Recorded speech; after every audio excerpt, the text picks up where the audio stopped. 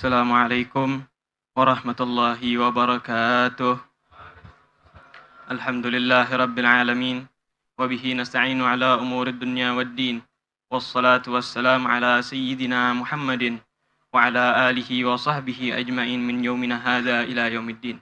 Amma ba'd, para habaib, para kiai, para asatiz, para ulama, para hadirin, para pecinta Sayyidil Walid Al-Habib Ali bin Abdurrahman bin Ahmad bin Abdul Ghadir As-Segaf. Berdirinya Al-Fagir di depan antum semua untuk membacakan sekelumit biografi atau cerita terkait Sayyidil Walid Al-Habib Ali bin Abdurrahman As-Segaf. Jumat sore 15 Januari 2021, tepatnya pukul 4 sore, kabar duka menyelimuti tanah Betawi. Hal itu disebabkan oleh wafatnya seorang ulama Betawi, yaitu Sayyidil Walid Al-Habib Ali bin Abdurrahman As-Segaf pada usia 75 tahun. Orang-orang Betawi menyematkan panggilan untuk beliau Sayyidil Walid yang secara etimologi berarti tuannya bapak. Diberi gelar tersebut karena sifat kebapaan yang menonjol dalam diri beliau. Sifat mengayomi, mencerahkan, menasehati, dan memotivasi, baik dalam berdakwah ataupun bertemu dengan orang lain. Al-Habib Ali lahir pada hari Ahad 22 April 1945 bertepatan dengan 10 Jumadil Awal 1364 Hijriah. Beliau merupakan putra kedua dari pasangan wali kutub Sayyidil Walid Al-Habib Abdurrahman bin Ahmad As-Segaf dan Hajjah Barkah binti Ahmad Fushani. Sedari kecil beliau telah diperkenalkan oleh ayahnya kepada ulama-ulama saleh. Pada tahun 1950-an, beliau dibawa oleh ayahandanya ke majelis kuitang dengan menggunakan sepeda ontel. Beliau dipakaikan oleh ayahandanya pakaian yang rapi, baju koko putih, jas, dan dilengkapi dengan kopiah putih. Saat beliau dan ayahnya sampai di kuitang, ayahnya meminta untuk mencium tangan Habib Ali bin Abdurrahman Al-Habsyi. Kala itu beliau disuruh mencium tangan Habib Ali Al-Habsyi bolak-balik. Kemudian Habib Ali Al-Habsyi mendoakan Walid dengan doa yang panjang. Kemudian beliau berkata, "Ya Abdurrahman, walad engkau sama namanya dengan saya. Semoga apa yang Allah berikan kepada saya, sama juga Allah berikan kepadanya." Sejak itulah ayahnya memberikan tarbiyah kepada Al-Habib Ali dengan tarbiyah nabawiyah, pendidikan yang telah Nabi Muhammad ajarkan kepada sahabat-sahabatnya. Pendidikan yang diberikan oleh Habib Abdurrahman bin Ahmad As-Segaf kepada Habib Ali mengikuti jejak para ulama salafun salihin. Jelas, teliti, dan tegas karakter pengajarannya. Hal tersebut diiringi dengan kesungguhan Habib Ali untuk menggapai ilmu-ilmu yang diajarkan oleh ayahandanya. Sehingga potensi mengajarnya mulai terlihat tatkala ayahandanya mengalami katarak. Beliau langsung ditunjuk untuk menggantikan beberapa kali mengajar di Majelis Saghafah Islamiyah. Saat itu Habib Ali baru berusia 12 tahun. Hausnya akan ilmu menjadi tekad dan semangat Habib Ali untuk belajar kepada para habaib, muallim, dan ulama lainnya. Guru-guru beliau diantaranya Habib Ali bin Abdurrahman Al-Habsyi Kuitang, Habib Ali bin Husin Al-Attas, Sahib Tajul Aras, Habib Salim bin Ahmad bin Jindan, Habib Saleh bin Muhsin Al-Hamid Tanggul, Habib Abdullah Syami Al-Attas, Habib Muhammad bin Ahmad Al-Haddad, Profesor Dr. Kiai Haji Raden Abdullah bin Nuh, dan Muallim Ahmad Junaidi. Selain itu, beliau juga pernah mukim selama 40 hari di Profesor Dr. As-Sayyid Muhammad bin Alwi bin Abbas Al-Maliki di Makkah. Sekitar tahun 1960-an, Habib Ali As-Segaf pada masa mudanya melanjutkan ke jenjang perguruan tinggi. Tatkala itu beliau kuliah di 2 perguruan tinggi, yaitu Institut Agama Islam Negeri dan juga Universitas Ibnu Khaldun Jakarta. Bahkan suatu ketika beliau mengikuti ujian hadis di Institut Agama Islam Negeri. Beliau berani mengkoreksi dan mengkritik soal ujian hadis yang ditulis oleh dosennya di papan tulis, sehingga dirinya dipanggil ke ruang dosen untuk mendapatkan percepatan kelulusan di perguruan tinggi Islam tersebut. Prestasi akademik dan non-akademik Al-Habib Ali berimbang. Beliau pernah menjadi ketua GP Ansor Bukit Duri pada tahun 1965. Hal tersebut disebabkan kecerdasan diplomasi dan mengayomi warga Nahdiyin. Bahkan beberapa kali Habib Ali menyuarakan keadilan bagi warga sipil yang belum mendapatkan haknya serta meminta negara untuk membubarkan Partai Komunis Indonesia. Pada tahun 1972, Habib Ali diminta oleh Habib Muhammad bin Ali Al-Habsyi, anak dari Habib Ali bin Abdurrahman Al-Habsyi Kuitang, untuk mengajar sekaligus menjadi kepala sekolah di Madrasah Islamic Center Kuitang. Madrasah tersebut merupakan embrio dari Madrasah Unwanul Falah. Habib Ali meminta beberapa pengajar dari As-Saghafah Islamiyah untuk mengajar di madrasah tersebut, di antaranya Habib Muhammad bin Abdurrahman As-Saghaf, Muallim Ra'i, dan juga Kiai Haji Zarkasi. Pada tahun 1976, keilmuan Said Al-Habib Ali pada masa mudanya diakui oleh gurunya, yaitu Al-Habib Ali bin Husain Al-Attas. Adapun beliau, Habib Ali bin Husain Al-Attas, menjuluki Habib Ali dengan Allamah, orang yang memiliki banyak ilmu. Ilmu-ilmu tersebut antara lain ilmu tafsir Al-Quran, hadis, fikih, dan juga tasawuf. Saat itu pula beliau mendapatkan ijazah kitab An-Nasaihud Diniyah oleh Habib Ali bin Husain Al-Attas. Di sisi lain, Habib Ali mendapatkan gelar Bahrul Fahamah dari Profesor Dr. Kiai Haji Raden Abdullah bin Nuh pada tahun 1978. Kemahiran bahasa Arab Habib Ali semakin meningkat. Kondisi tersebut diperoleh karena beliau belajar bahasa Arab modern dan kontemporer dengan Habib Muhammad Asad bin Syihab pada tahun 1976. Bahasa Arab modern dan kontemporer yaitu bahasa-bahasa Arab yang hanya bisa ditemukan baik di media elektronik maupun media cetak, seperti televisi, radio, majalah, koran, dan buku kontemporer Arab. Sehingga kecakapan bahasa Arabnya setara dengan akademisi-akademisi Arab. Hal tersebut terlihat dari struktur kalimat dan gaya bahasa Arabnya yang diucapkan mengikuti aturan tata bahasa Arab meliputi ilmu nahwu, sharaf, dan juga balaghah. Dunia pengajaran dan pembelajaran yang dijalani Sayyidil Walid mempunyai daya tarik sendiri. Hal tersebut disebabkan teknik pengajarannya yang khas, yaitu ia tidak mau berpindah dari suatu bab ke bab lain kecuali si murid telah menghafal dan memahami satu bab yang telah diajarkannya. Artinya, kesabaran antara guru dan murid diperlukan untuk keberhasilan dalam pembelajaran. Sayyidil Walid pernah berbicara kepada muridnya, di zaman sekarang para pengajar agama di sekolah hanya mengajar target kurikulum, tanpa memandang sejauh mana murid bisa mengerti dan memahami apa yang mereka pelajari. Sehingga banyak dari mereka sekedar pernah belajar tentang bab itu.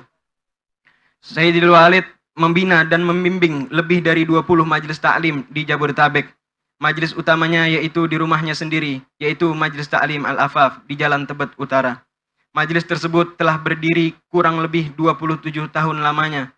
Majelis tersebut setiap Sabtu dimulai setelah sholat asar berjamaah yang diimami oleh Sayyidil Walid sendiri. Kemudian dilanjutkan dengan membaca Wirdul Latif sebagai zikir sore yang disusun oleh Habib Abdullah bin Alwi Al-Haddad. Lalu beliau membaca dan menerangkan kitab-kitab kuning yang berkenaan dengan tauhid, fikih, dan juga tasawuf. Di samping itu, tokoh Betawi yang disegani semua kalangan tersebut juga membuka majelis khusus para ustadz di kediamannya pada hari Rabu pagi. Dua kitab yang diajarkannya yaitu Ithafus Sadah Al-Muttaqin, Syarah Ihya Ulumuddin, dan juga Fathul Bari, Syarah dari Sahihul Bukhari. Karena prinsipnya, seorang guru bukan hanya mengajar saja, akan tetapi harus tetap belajar. Prinsipnya tersebut bersesuaian dengan long life education, pendidikan sepanjang hidup. Praktik pendidikan sepanjang hidup itu sendiri dijalani sampai masa senjanya. Pada tahun 2010 sampai dengan 2015, Sayyidil Walid berguru pada ulama Timur Tengah melalui jaringan online dengan Al-Faqih Al-Habib Abdullah bin Saleh Ba'bud di Madinah, Saudi Arabia. Dan juga dengan Dr. Ismail Al-Misri, dosen Al-Azhar, cabang Tonto, Mesir. Bahkan Dr. Ismail Al-Misri datang ke Jakarta mengunjungi Habib Ali bin Abdurrahman As-Saghaf pada tahun 2016. Terdapat kisah yang menarik tatkala Dr. Ismail mengunjungi Sayyidil Walid di Jakarta.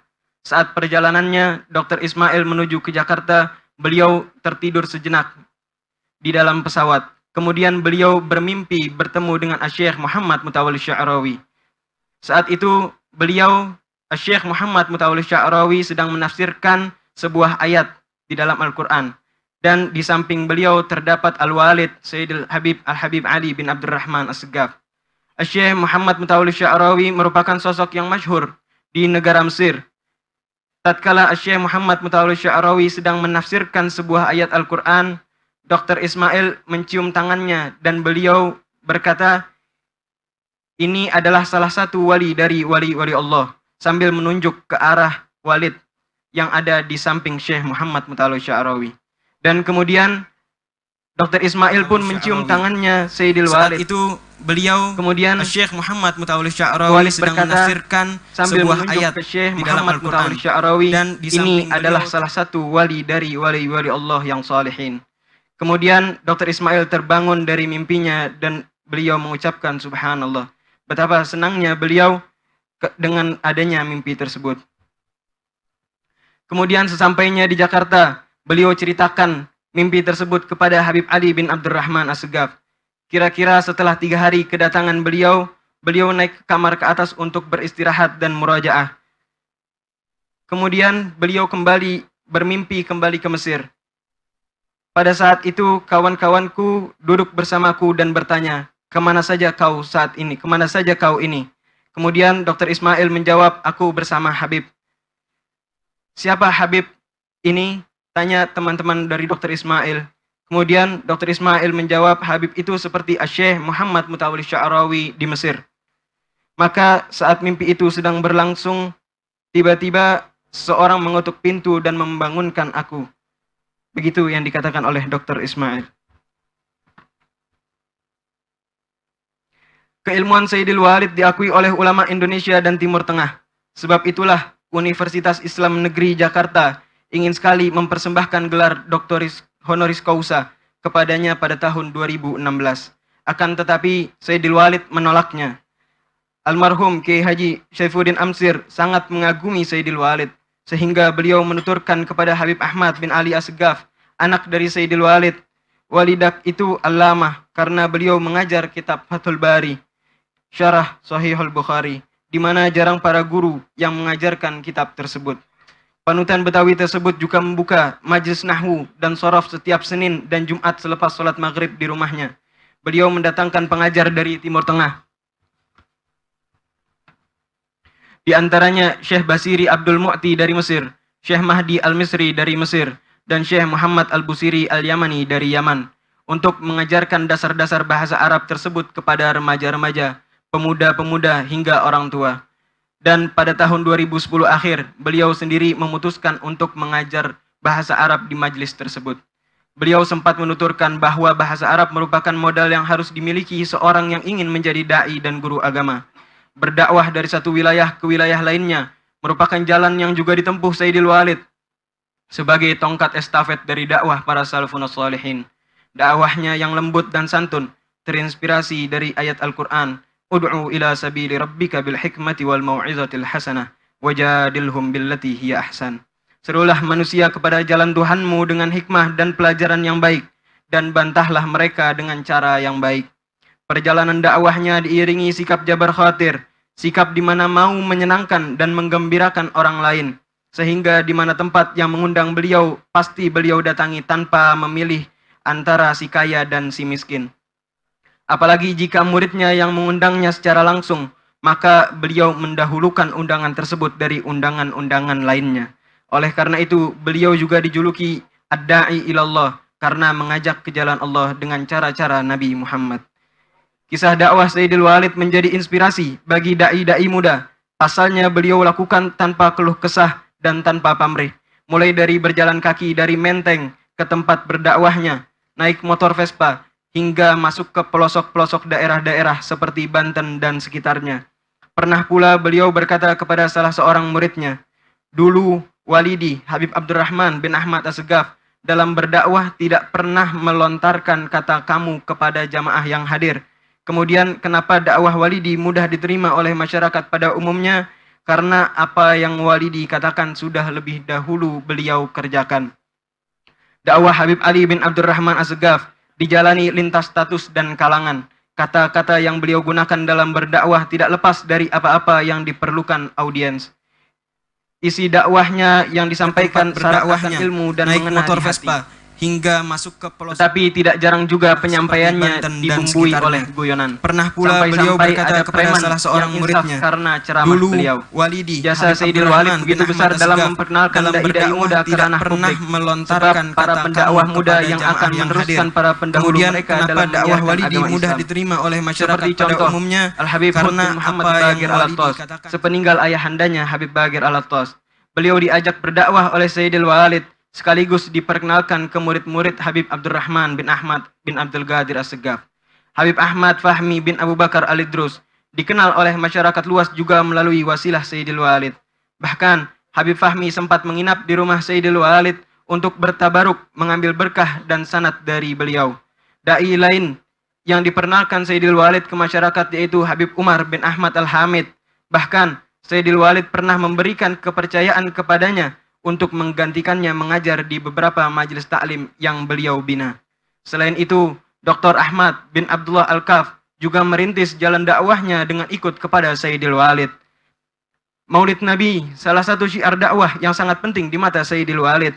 Sebab acara tersebut mengekspresikan kegembiraan dan kebahagiaan dengan lahirnya Nabi Muhammad. Sayyidil Walid menyelenggarakan acara maulid pertama kali di Jalan Surabaya Menteng pada tahun 1975. Kala itu maulid diselenggarakan pada hari Ahad minggu terakhir pada pukul 11 siang. Hal tersebut disebabkan menghormati majelis Habib Ali bin Abdurrahman pernah memberikan Al-Habsyi kepercayaan hingga para kepadanya. jamaah yang hadir kebanyakan adalah jamaah yang habis mengikuti pengajian di majelis Kuitang. Namun pada tahun 1993 Sayyidil Walid melaksanakan acara Maulid Nabi Muhammad SAW di Tebet Utara. Saat itu acara diselenggarakan pada hari Jumat minggu keempat pada waktu subuh. Acara itu bertepatan dengan peresmian rumah baru dan majelis ta'lim beliau.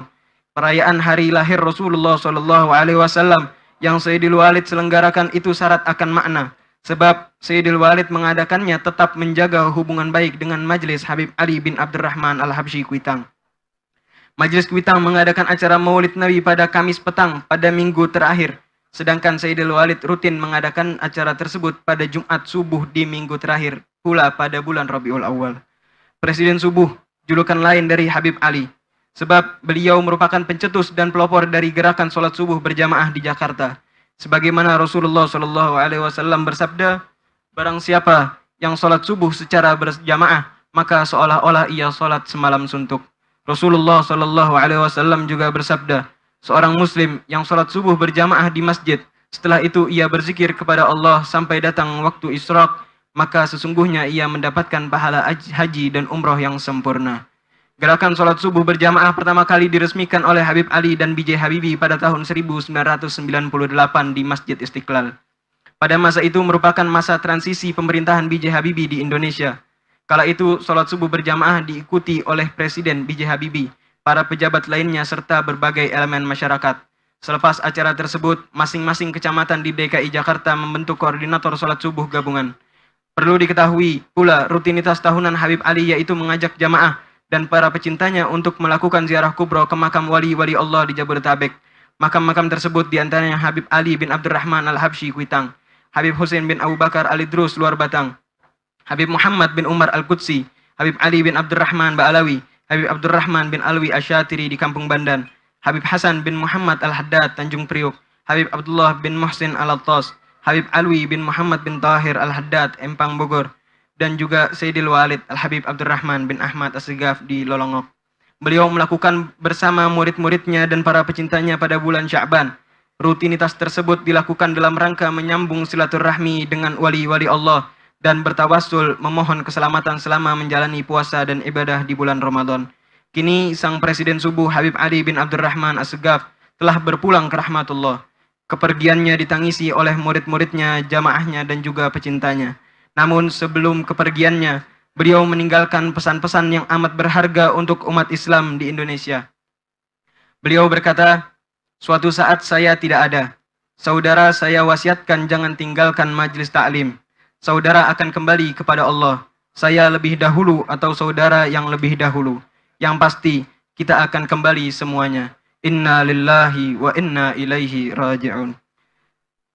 Demikian biografi sekelumit singkat tentang Sayyidil Walid Al-Habib Ali bin Abdurrahman bin Ahmad bin Abdul Ghadir As-Segaf. Semoga kita semua mendapatkan keberkahan dari keberkahan beliau dan dikumpulkan bersama beliau beserta datuknya di surga. Amin amin ya rabbal alamin. Hakadha minni wal afu minkum. Wassalamualaikum warahmatullahi wabarakatuh.